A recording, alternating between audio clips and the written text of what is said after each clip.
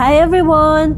Here's the continuation of my mini vlog here in Jeddah, Saudi Arabia. Pupunta kami ngayon sa Sarawat. So after namin magpa-check up kahapon, ayan guys, so syempre, kailangan na natin kumain. Tara, samahan nyo kami.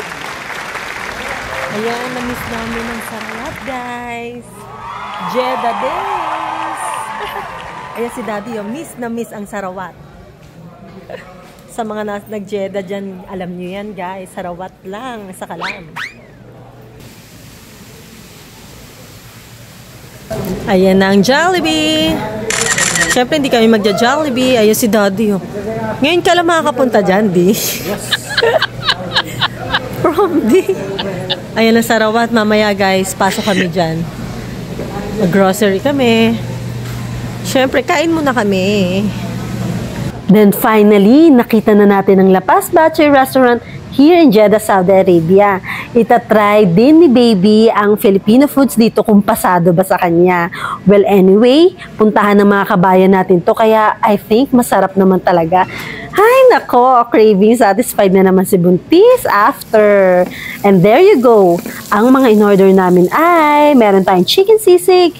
Umorder tayo ng inasal chicken, calamares, may pork barbecue, I'm sorry, wala palang pork barbecue, chicken barbecue lang, at syempre ang special bulalo nila. Well, ayan, tara at mahusgahan na nga to guys. Kain tayo!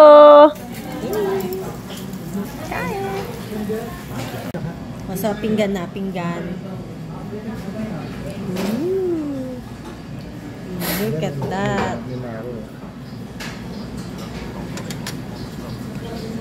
You want soup, Marcos?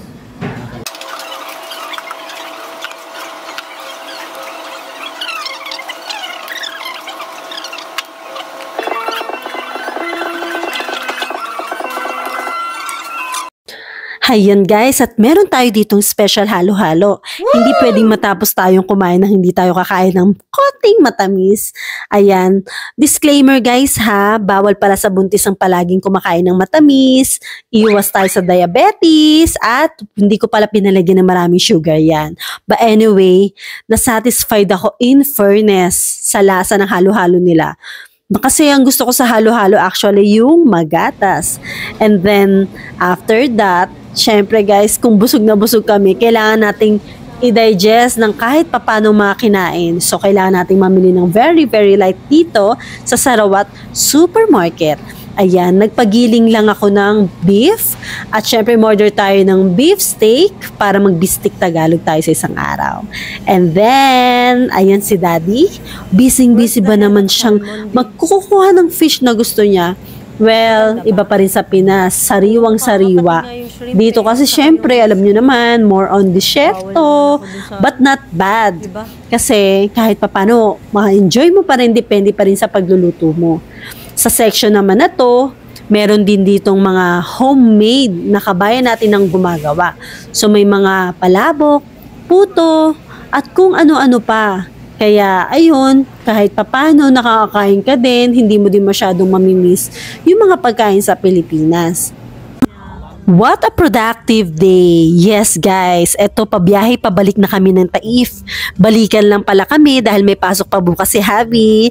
So ayun lang guys, thank you guys for watching and supporting my vlog. Till next time, bye!